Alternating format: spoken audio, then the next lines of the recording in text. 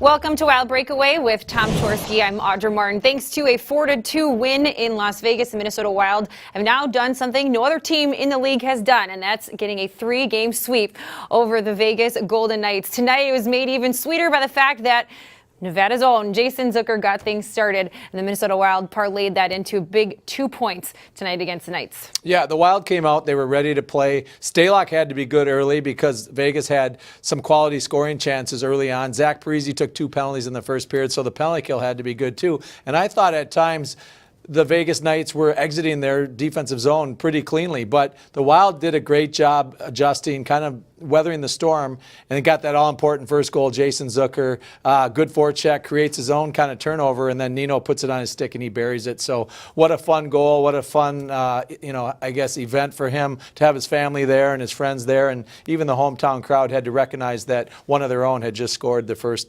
his first goal, first time being back. Yep. When it was a huge crowd full of Minnesota Wild fans, certainly adding to the excitement of the 4-2 win. Minnesota having the advantage when it comes to shots on net. Not having the advantage of the face-off circle, neither team able to get it done when it comes to the power play, but at least the Minnesota Wild, a dominant night on the penalty kill. So again, Jason Zucker ends up in the history books with the first ever Minnesota Wild goal scored in Las Vegas, his hometown.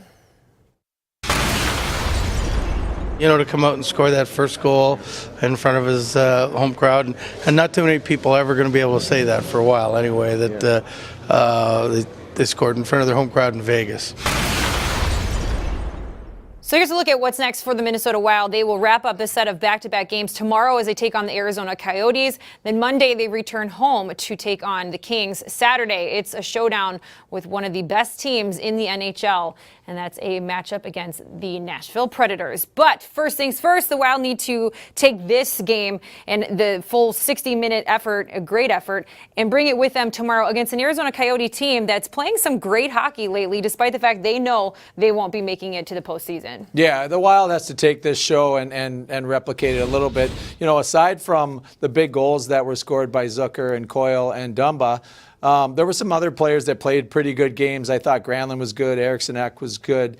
So there, the depth was there. Murphy and Mitchell, the guys that stepped in for the American League, were good. You get a fresh Devin Dubnyk tomorrow. This team should be able to put it together tomorrow night and beat the Arizona Coyotes. We'll see if Devin Dubnyk can get the big milestone win against his former team and help the Wild sweep this 2-game road trip. We look forward to seeing you back on Fox Sports North tomorrow night. Until then, for Tom Chorsky, I'm Audra Martin. Thanks for joining us on Wild Breakaway.